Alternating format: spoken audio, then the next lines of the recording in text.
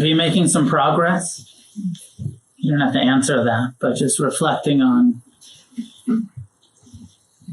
Probably for most of us, we set the intention at some point. Maybe some of you are brand new and you're just thinking about like, oh, compassion, that seems like a good idea.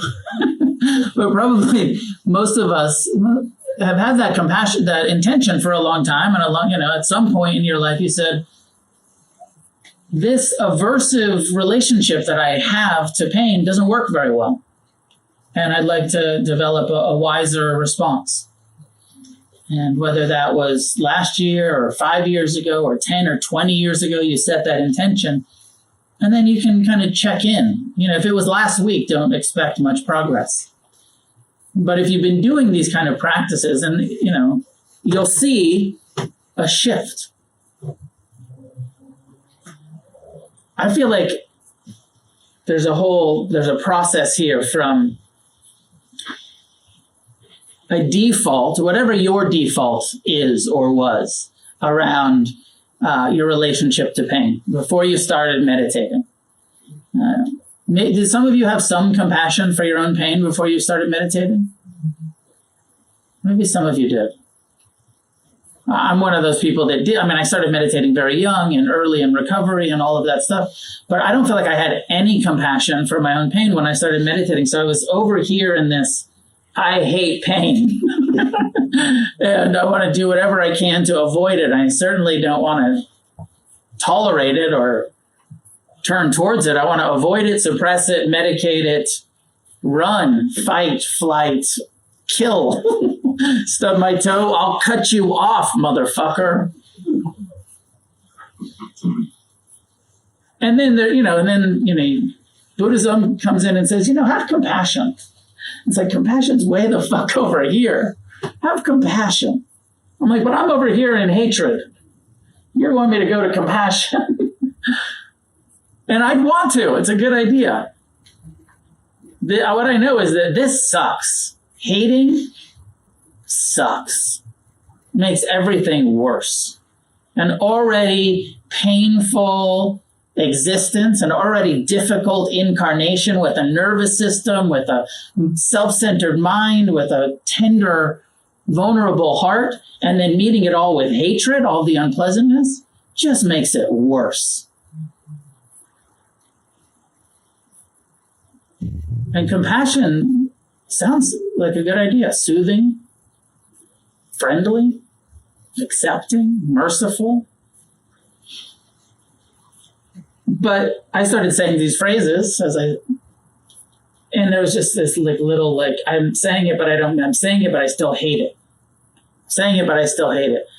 I'm saying it, but, after a year or a couple of years of doing the meditation, I hate it a little bit less. I've learned to sit still.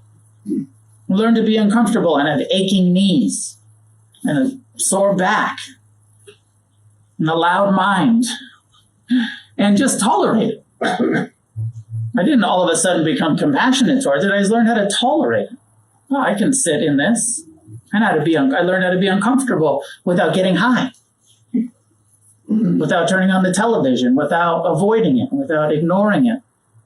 Turning towards it. Okay, let's learn how to sit in it. And at some point, I don't know where, but I feel like there's this middle place, and I talked about this the other night at the Friday group. Mercy. What does that mean to you? Do you think about being merciful towards your own pain, or merciful towards someone else? Many of you have heard me. I like to talk about this. The definition of mercy is something like to not cause harm in a situation where you have the power to cause harm. As an act of mercy, I could totally kick your ass, and I'm not going to. And as it turns out, we're totally kicking our own asses all the time by meeting our pain with hatred. Making it worse and worse and worse and worse. And mercy, I feel like, is this on the way to compassion is this way station where we learn to just accept our pain. We don't care about it yet. We're not friendly and soothing and loving and empathetic yet, but we just learn to tolerate our own pain without making it worse, which in itself is really a very compassionate thing to do. Just not make it worse. Just not lay hatred on top of an already unpleasant experience, which will turn. And that's the equation. You know this, but the equation is pain, which is unavoidable, plus resistance, plus aversion, plus hatred, plus fear. However, when you meet pain with the instinctual fight, flight, then it equals suffering. So here we are in Buddhism, where the Buddha says you can end all of the suffering in your life. The end of suffering in this lifetime through your own actions. That's the Buddha's teaching. You have the power in this lifetime, not some future lifetime, but here and now, through your own actions, you can end suffering. Now, there's nowhere that the promise is in this incarnation that you'll be able to end pain. We cannot end pain. Pain is just part of this body. You have a body, you have pain. There is a place where Buddhism says the end of dukkha, part of dukkha is pain. The only way that you stop having pain is you stop taking rebirth. If you believe in that kind of thing.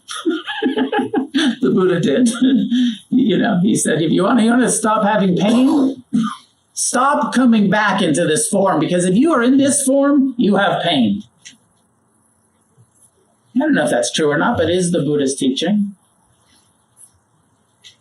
Likely. But we set that aside. What we know is that if you're in this body, if you're alive, it's going to be a whole bunch of unpleasant experiences that you have to navigate. Without compassion, they equal suffering. With compassion, with mercy, I'm not going to make it worse by hating it. I'm going to train my heart, my mind, my relationship to pain to accept, to tolerate, to be friendly towards, empathetic with, so that I don't have to suffer about the unpleasantness of existence. Make sense? Easier said than done. But this is the practice. And there's this place of, like I was saying, are you making some progress? Do you have moments of mercy towards yourself? Do you have moments of shifting past just not making it worse to actually soothing, friendly, caring, loving relationship to pain? For me, it was years before I crossed the just not making it worse and started to really feel genuine care towards my own pain. It took a long time for me, and hopefully your process will be faster, but our process is what it is. Our karmic purification is what it is. And however long it takes, it's worth it. So fucking worth doing the work, even though those first years can be frustrating. And almost worse. The sort of ignorance, maybe ignorance is bliss. When I was ignoring my pain, now that I'm paying attention to my pain, it feels worse. I used to just spend so much time avoiding it. I could never quite stay ahead of it. But now that I'm turning towards it, it feels overwhelming at times.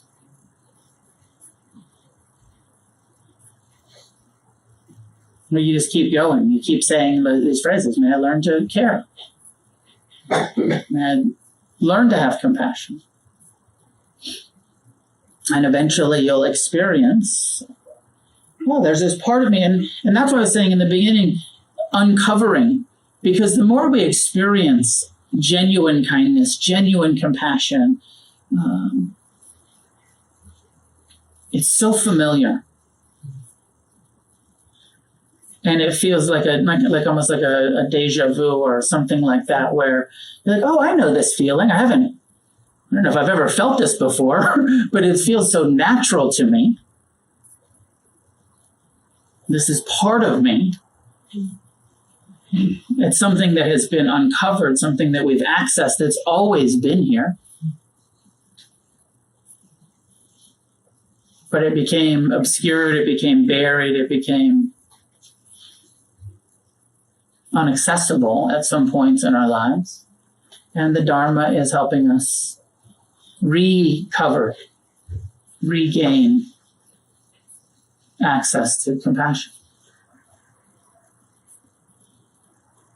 So important for ourselves, for your own happiness. If you want to be happy, you hear me. I know I'm sort of lecturing at you, but if we want to be happy, we have to develop compassion for our own pain, period. We have to. No true happiness in this life without compassion. I could be wrong, but I believe that's true. I believe that that's an undisputable reality for human beings. Now, and then we have to take it beyond just ourselves, our own pain. And we live in this world with so much confusion, and people are suffering so much. And it would be one thing if, when we were suffering, when people are suffering, if we just kept it to ourselves. Wouldn't that be nice? But we don't, actually. When we're suffering, we spill it out onto everyone around us. Our pain becomes anger, becomes judgment, becomes racism and sexism and homophobia and destruction of greed-based destruction of the environment. Like all of the problems, all of the reality of the injustice in this world is coming from the suffering of individuals. If we weren't suffering, we wouldn't be hurting each other. People who aren't in pain, in confusion, in delusion, in suffering, don't hurt other people. But the reality is we're in pain, we're in confusion, we're in delusion, we're in greed, hatred, and self-obsession as the human kind of status quo.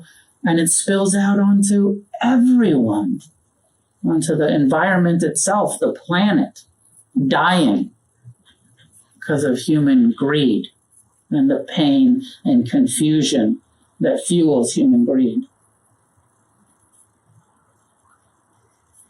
So then compassion becomes not just for your difficult emotions and stubbed toes, but how do we relate to this world where there's so much confusion? And again, compassion becomes our skillful response, our salvation, our only hope for living in this world of confusion without it overwhelming us. The only way to relate to the people that are so obviously ignorant and confused without just meeting them with hatred and suffering at them, towards them, with them, if we can develop some compassion and see their pain. See what's under that greed, what's under that hatred, what's under that prejudiced, biased ignorance that they're living. And when we can see someone else's pain, you feel like this? When you see somebody else's pain, you don't hate them so much. You have some compassion for them. Rick and I were joking before class, so I was going to talk about compassion. And I don't know, somehow we started talking about MAGA, Make America Great. Special guest, Donald Trump, for our compassion practice.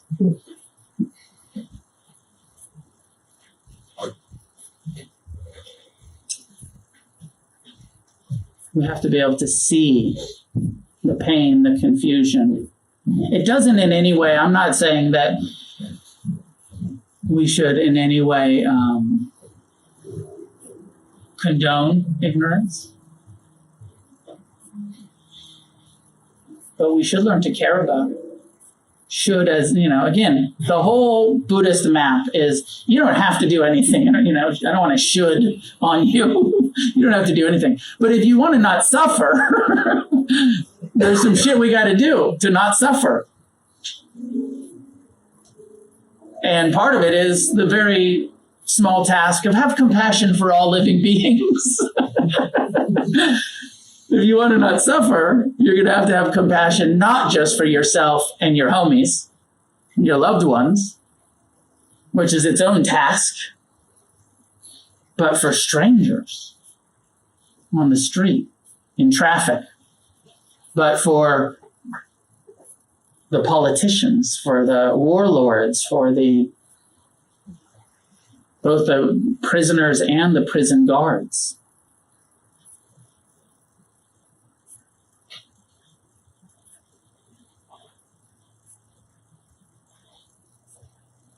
It's a lofty goal, and we can do it. I don't know. I can't do it perfectly. I don't want to pretend like I can do it perfectly. I cannot. But I keep trying, and I like that Buddhism gives us this goal. There's a goal. The goal is nirvana, is not suffering in this lifetime. And, with these huge statements like, have compassion for all living beings. Forgive everyone. No, nothing's worth suffering about. Nothing's worth holding on to. You can be free in this lifetime if you can let go absolutely, if you can have compassion. And it's not just a decision we can make, but we can dedicate our life to these practices that will move the dial from hatred through mercy to compassion. We'll make progress.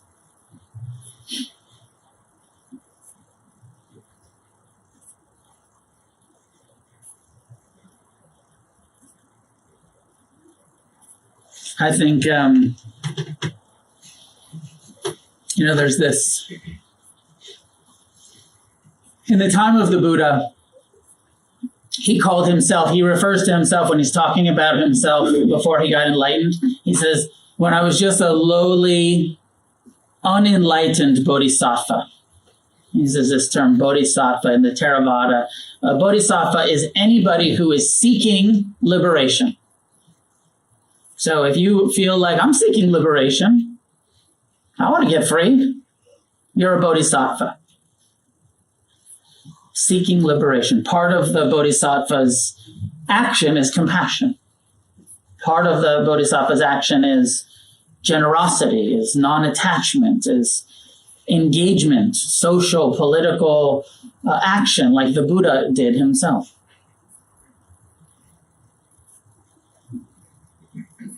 Later, as Buddhism split into different sects and factions, the northern school, what became the Mahayana and the Vajrayana traditions, they sort of redefined a bodhisattva as someone who not only was seeking liberation, but somebody who had so much compassion for all living beings that they would postpone their own liberation until everybody else got free first. With this belief of reincarnation, with this belief of, I care so deeply and I'm so committed to compassionate action that I'll keep coming back to this realm of suffering until every living being is liberated.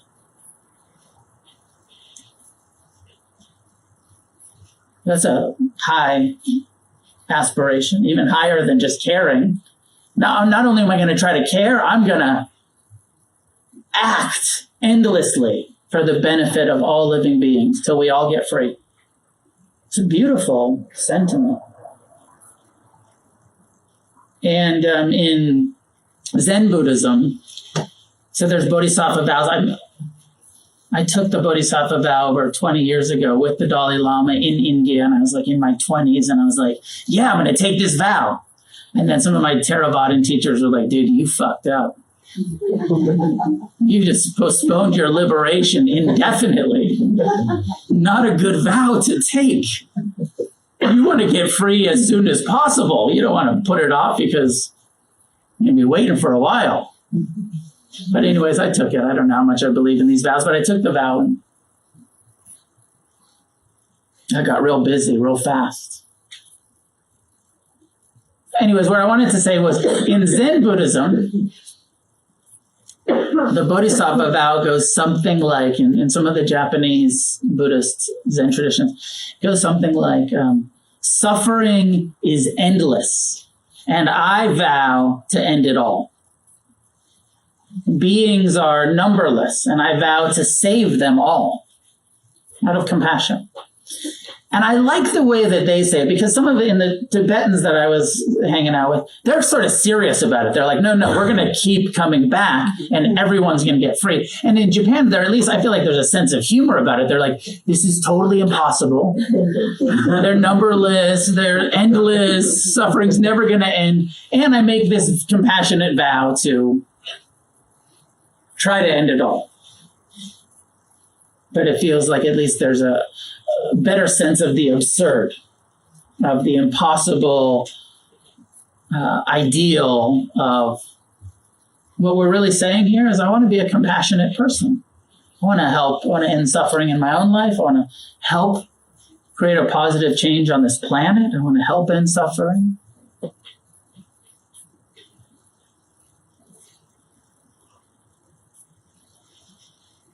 Now, when it comes to compassion for others, we have to be careful. True compassion has no attachment to it being other than it is. True compassion is just caring, not clinging to an outcome, just caring about the pain that is. Now, sometimes compassion is like it's caring, and if you can do something, do something. But when you can't do something, when there's not much you can do, don't suffer about it. Don't cling to needing reality to be different than reality is. Work to change it without attachment to the outcome. Does that make sense? And some teachers say there's true compassion, which is this sort of empty, open, loving relationship to pain. And then there's idiot compassion, which is what we call codependency, enabling, clinging, and suffering with the people that are suffering around us, or suffering at the people that are suffering around us. So we want to find that balance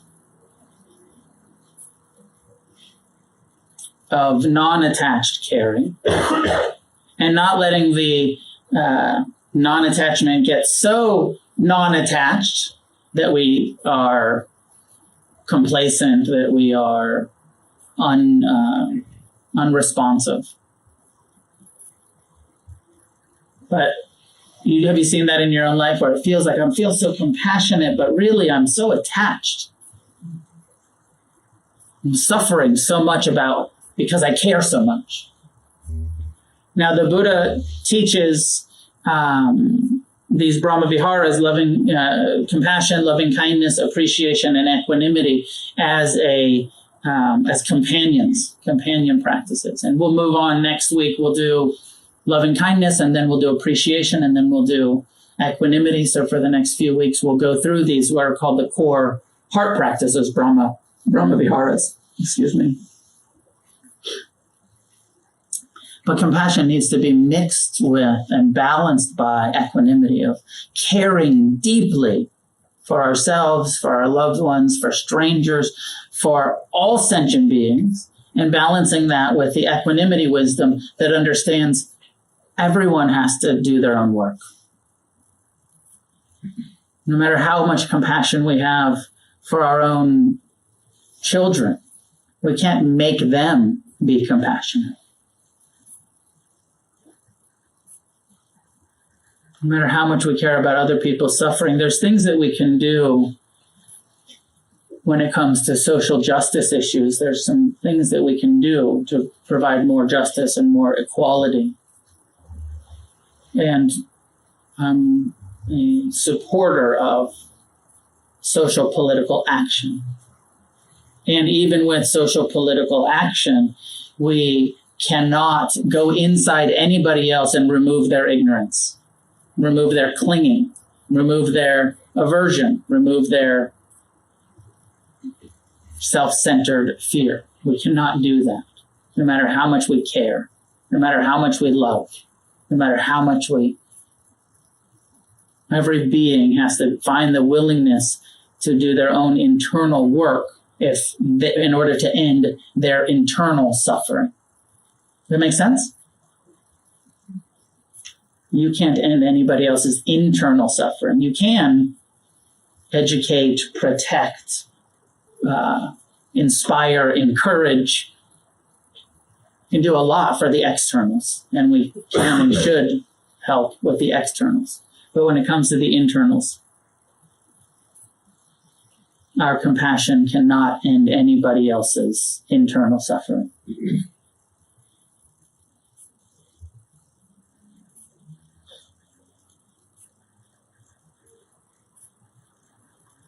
Some of my thoughts about compassion, and we'll continue this conversation.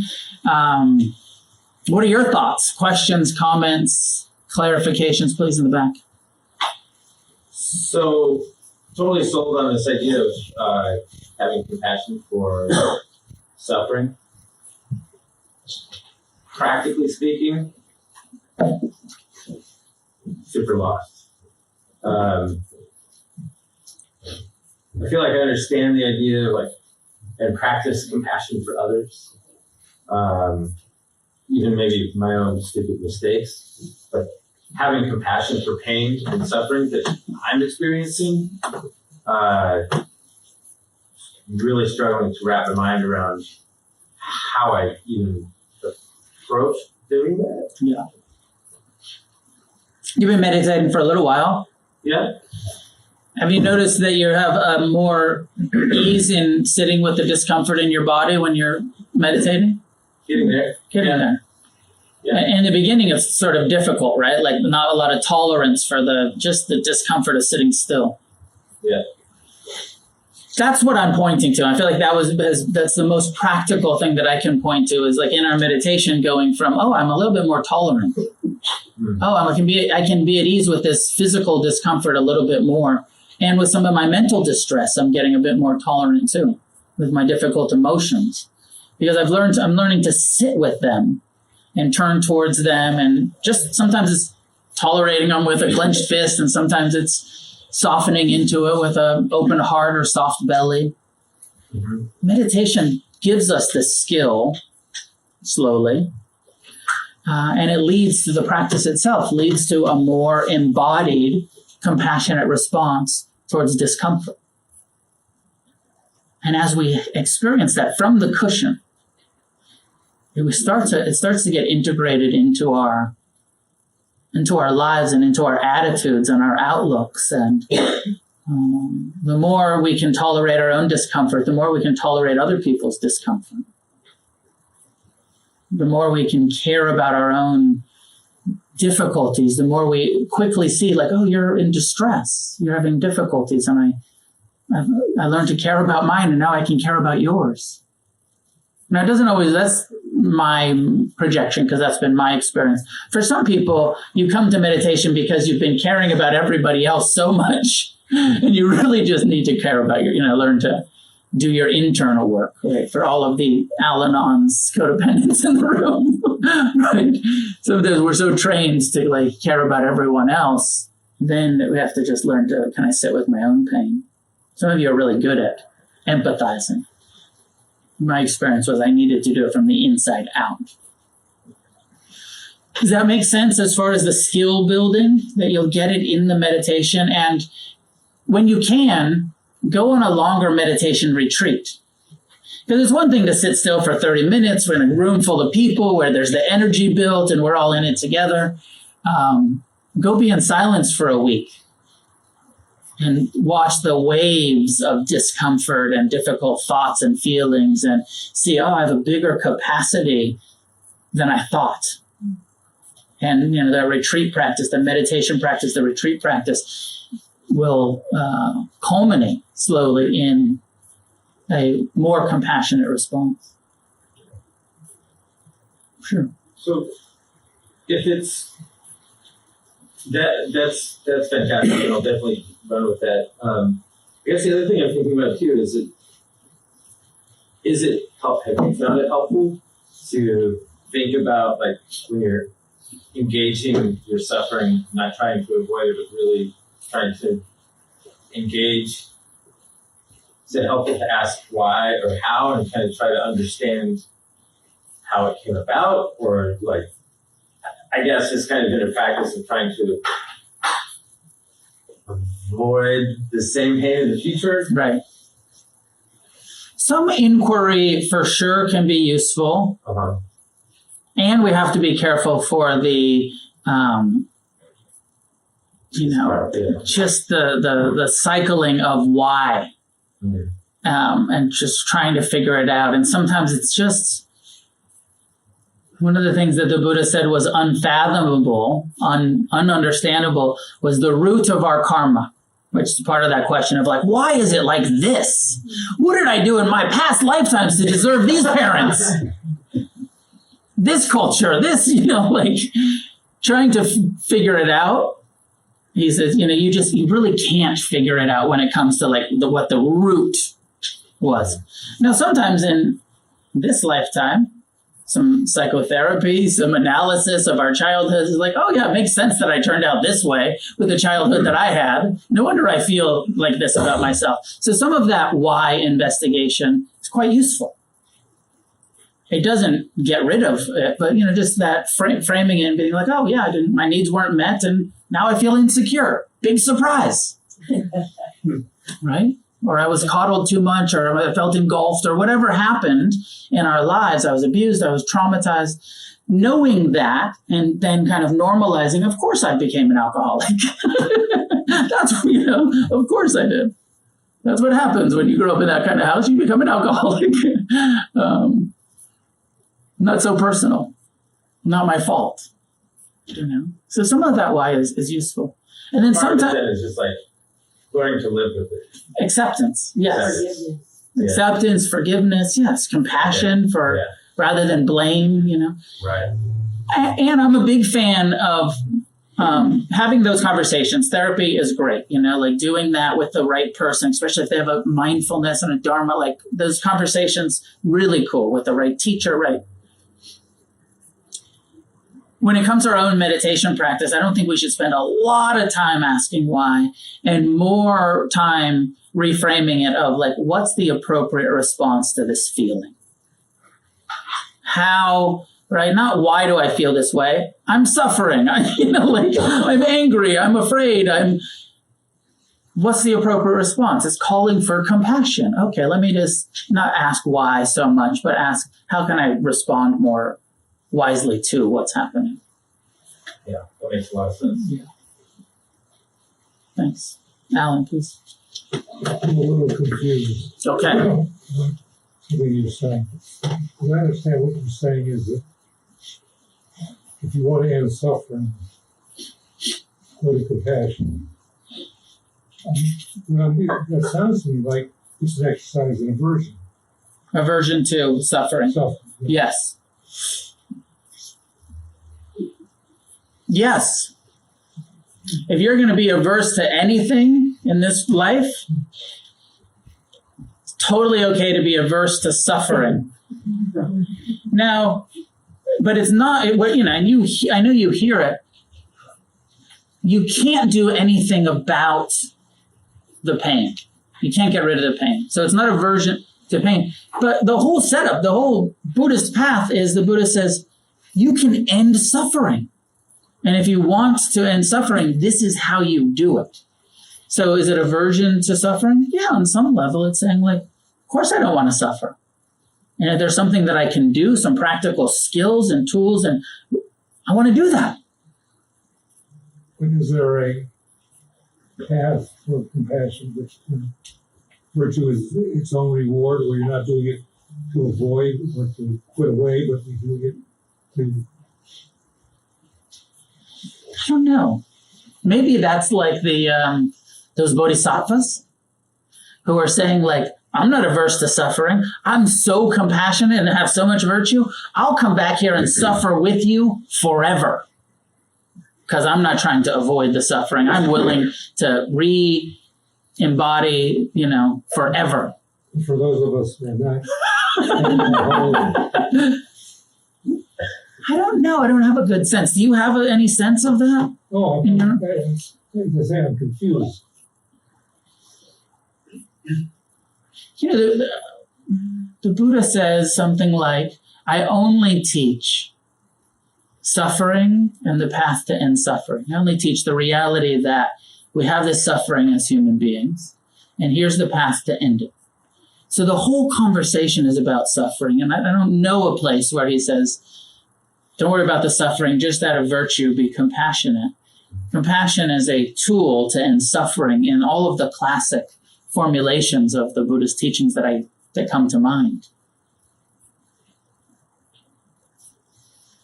Where does the question come from? Why do you want it to? Because the clarity of this I'm confused. So right. To clarify the issue.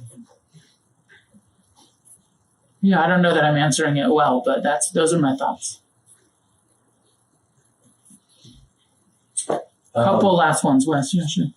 So was the Buddhists kind of experimenting with asceticism, kind of like a way to go through those painful experiences so that you could develop compassion?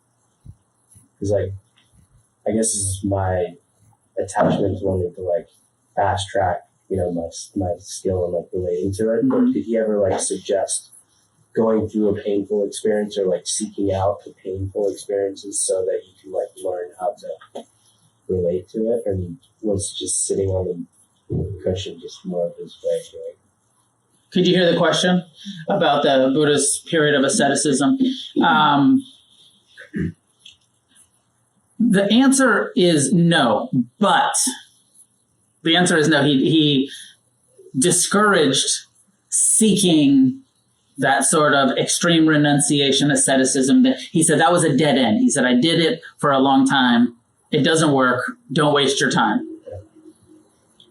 But then he said, never have sex again, eat one meal a day, and, sit still for hours on end.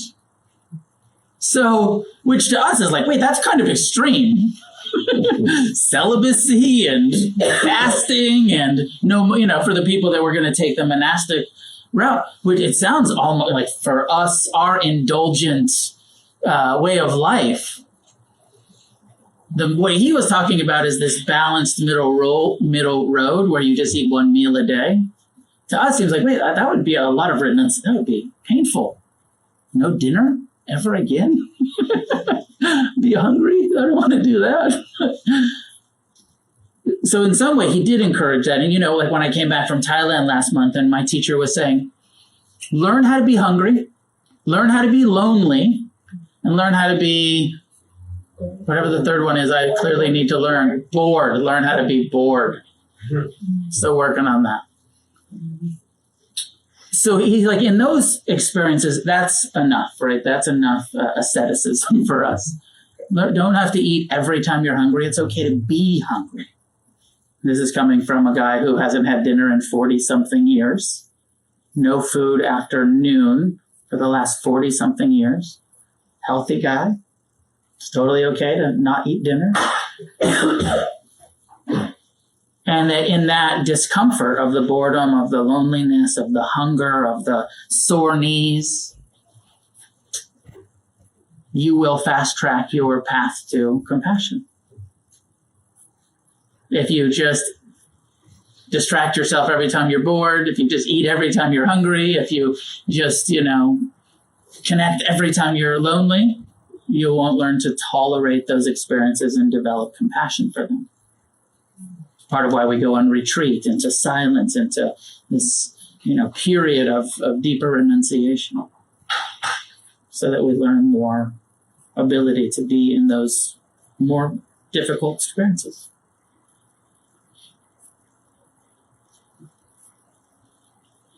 Maybe enough for tonight.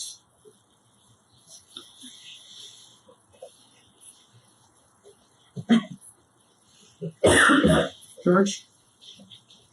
Sure. Yeah, jump in. We have election coming up on March 3rd. If you haven't registered to vote yet, the deadline's February 18th, and there's voter registration forms on the table. If you've moved or changed parties or anything, you need to re-register. Grab a form on your way out and drop it in the mailbox.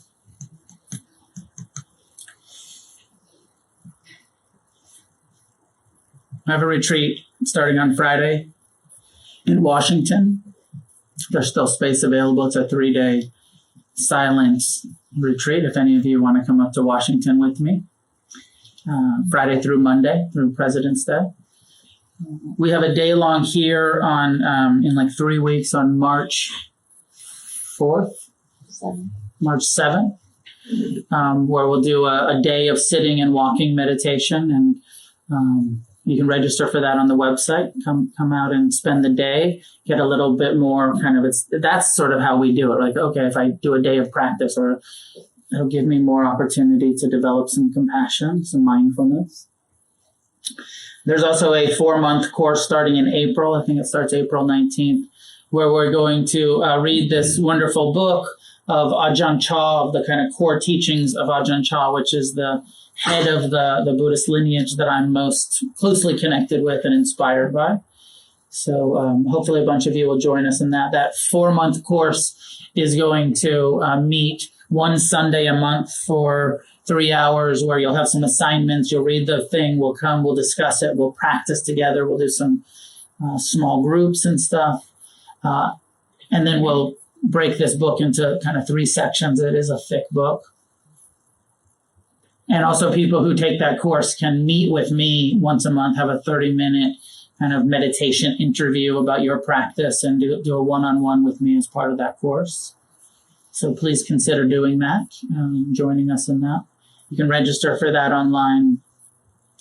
And we are definitely in a kind of fundraising, a necessity to do some fundraising for the community. So class is done by donation. We're a nonprofit organization. Everyone's welcome here, regardless of financial ability. And we have overhead that the reality is our overheads aren't being met. We need to pay the rent, and we need to, we have Ricky. Many of you know Ricky. Right now she's working 10 hours a week, and it's not quite enough to kind of function everything.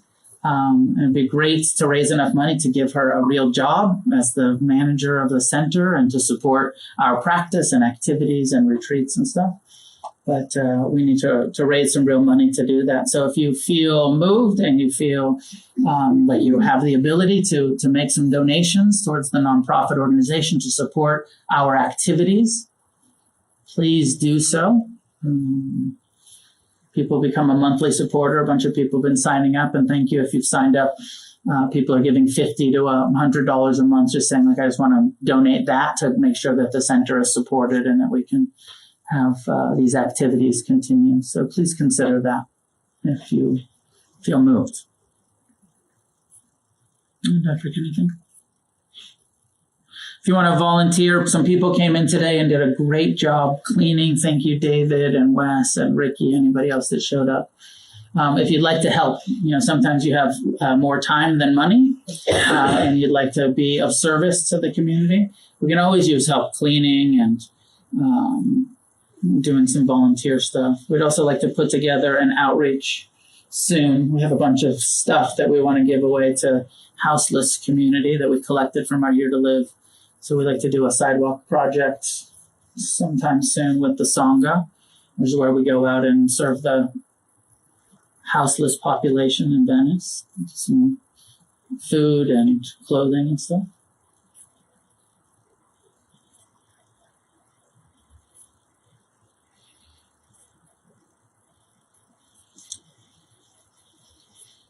May each one of us develop total and full infinite compassion for ourselves and for each other and for all living beings in all directions.